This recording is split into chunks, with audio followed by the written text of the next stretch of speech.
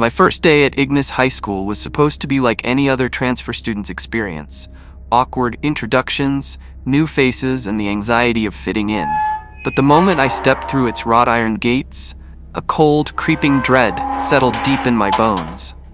The school building stood tall in front of me, an old Gothic structure with sharp spires reaching into the sky.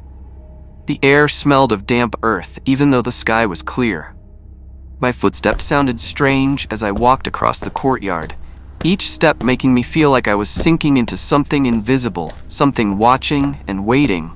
I stepped into the main hallway, and the smell of dust and rot filled my nose.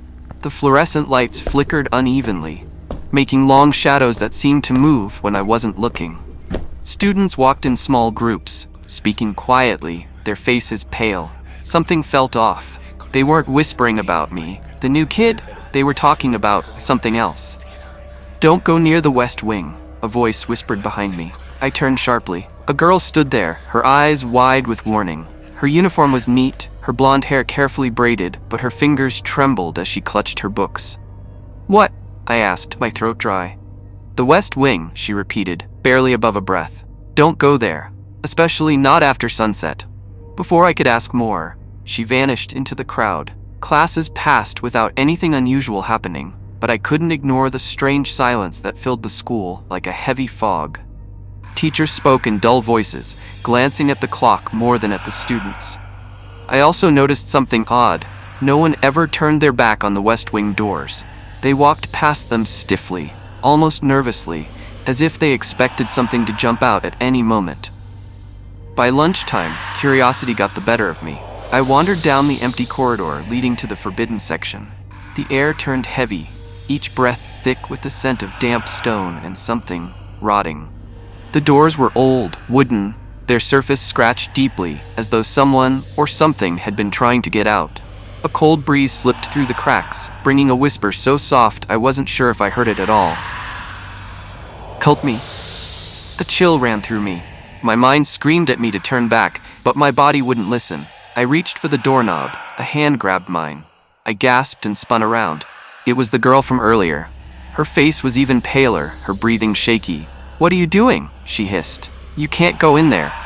"There's someone in there," I stuttered. She shook her head quickly. "No, there isn't, not anymore." The bell rang, making me jump. When I looked back, she was gone. That night, I lay awake in my dorm, thinking about the strange events of the day. My window faced the west wing, and I swear I saw a flickering light behind one of the windows. One that shouldn't have been on. I couldn't sleep. Not with the whisper still in my head. Against all my better judgment, I found myself sneaking out, my heart racing as I made my way to the west wing. The doors were unlocked. The moment I stepped inside, the temperature dropped. The hallway stretched on forever, with rusted lockers that looked like they hadn't been touched in years. The air felt heavy, pressing down on me. Then the whispering started. At first it was just one voice, soft and pleading. Then another joined, and another. Soon the air was full of voices, whispering, crying, overlapping. The hallway lights flickered, then went out completely. I froze. My breath was shallow. My phone's flashlight barely cut through the darkness. A soft creak, then a scratching sound, like nails dragging across metal. I turned quickly. The lockers were shaking. The doors groaned as if something inside was trying to get out. My heart raced. I stumbled backward, my foot catching on something soft. I looked down. A pile of uniforms and bones. A scream built in my throat, but it never came. A gust of wind rushed through the hallway, and the whispering stopped, replaced by a low, growling sound. A figure appeared from the dark. It wasn't human. Hollow eyes stared at me, empty sockets where eyes should have been. Its mouth stretched too wide, filled with jagged teeth. Its limbs were long and thin, ending in black claws. It took a step forward, the sound of bones crunching underfoot. I ran. My legs burned, my lungs ached, but I didn't stop. The whispers returned, turning into wails. The air grew heavier, like invisible hands were trying to hold me back. The exit was just ahead, almost there.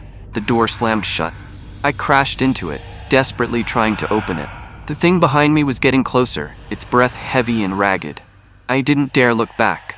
A whisper, right next to my ear. "You shouldn't have come here." A cold hand grabbed my shoulder, icy fingers digging into my skin. Then I was yanked back. It was the girl.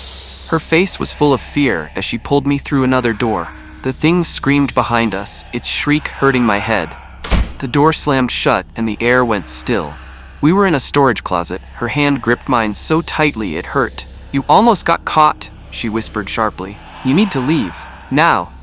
I didn't argue. We crept through a side passage and made it into the main hall. As soon as we were under the bright lights, the weight lifted from my chest. The whispers were gone. I turned to thank her, but she was already walking away. The next morning, I asked around about her. Everyone looked confused. "There's no girl like that here," one student said. "Not since." My stomach twisted. "Since what?" He hesitated, then whispered, "Since the accident in the West Wing, a long time ago." My blood ran cold. I never went near the West Wing again, but sometimes late at night, I still hear the whispering.